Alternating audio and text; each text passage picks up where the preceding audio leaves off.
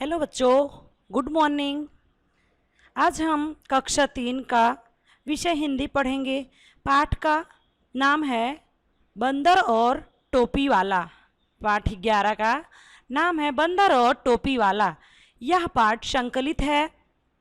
हर चित्र के बारे में हम दो दो वाक्य लिखो और बन गई तुम्हारी एक कहानी। तो आइए हम एक कहानी चित्र को देखकर एक कहानी बनाएंगे। पाठ का नाम है बंदर और टोपी वाला। यह एक चित्रकथा है। यह पाठ एक चित्रकथा है। इसे देखकर हमें कहानी बनाना है या फिर लिखना है। कहानी लिखने का एक नियम होता है।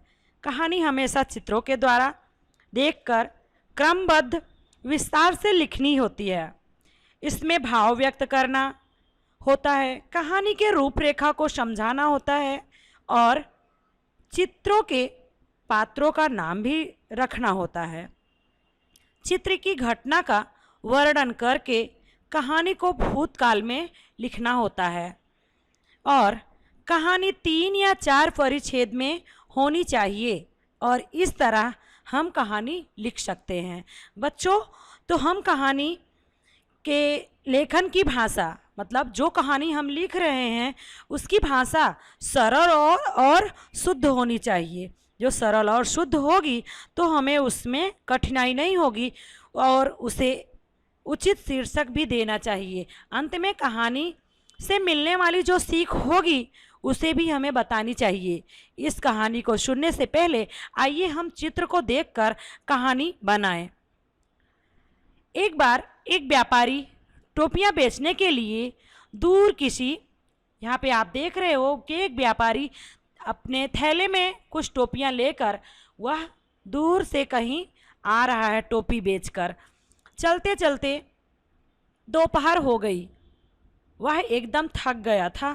एक पेड़ के नीचे उसने अपनी टोपियों की थैली अपने कंधे से उतारी और उसने सोचा कि क्यों ना कुछ देर आराम कर लूं, और वह वहीं लेट गया और जल्द ही उसकी आंखों में नींद आ गया। आप दूसरे चित्र में देख सकते हो कि वह आदमी सोने लगा है, उसकी आंख लग गई है और गहरी नींद में सो गया। उसे नींद बराबर आंखों में घेर ली। उसे क्या पता था कि वह जिस पेड़ के नीचे सोया है उस पेड़ों पर ढेर सारे बंदर हैं।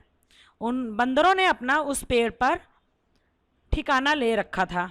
बंदरों ने जब टोकरी यानी उसके थैली में जब टोपियां पड़ी देखी, रंग बिरंगी टोपियां देखी, तो उन्होंने टोपियों से खेलने का मन किया। किसका मन हुआ? बंदरों का मन हुआ कि इसमें तो बहुत सारी रंग बिरंगी टोपियां हैं। और वे एक एक बंदर उतर कर पेड़ के नीचे आए और सारी टोपियां एक एक करके बंदर लेकर पेड़ पर चले गए और सभी ने एक एक टोपियां उठा ली और जल्दी से सभी पेड़ पर चढ़ गए। टोपी वाले की आंख खुली।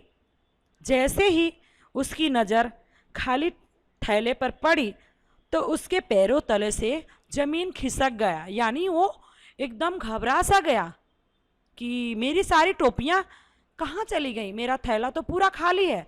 यहाँ पे आप देख रहे हो कि पूरा थैला उसका, वो देख रहा है अपना थैला कि पूरा थैला उसका खाली पड़ा है। अब यहाँ पे हम देखेंगे कि वह परेशान हो उठा और उसकी सारी टोपियां चोरी करके जो बंदर लोग ले गए थे, और ऊपर से बंदर सब हंस रहे थे।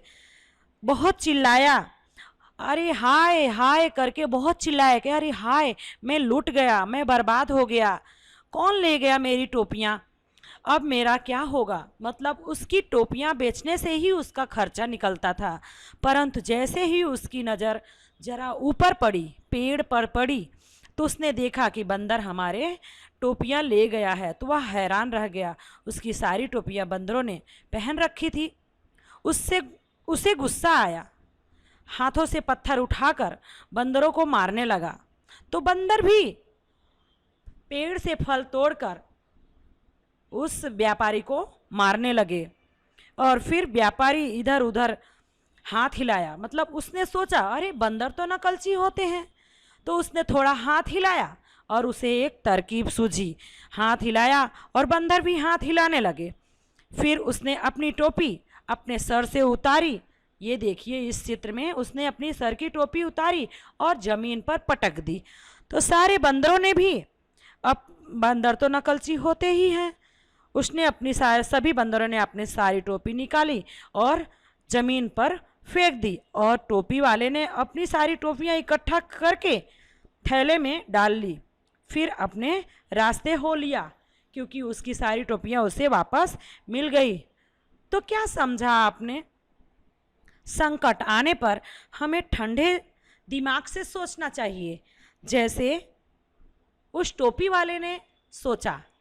संकट आने पर ठंडे दिमाग से यदि हम सोचेंगे तो समस्या को हम सुलझा सकते हैं। ठंडे दिमाग से सोचो तो युक्ति मिल जाती है। तो एक बार फिर मैं आपसे यही रिक्वेस्ट करूंगी, तो आप चित्र देखो और उसी के हिसाब से कहानी बनाओ और लिखो। तो ठीक है, मैं आज का वीडियो यहीं समाप्त करती हूँ। अगली वीडियो में फिर मिलेंगे। धन्यवाद।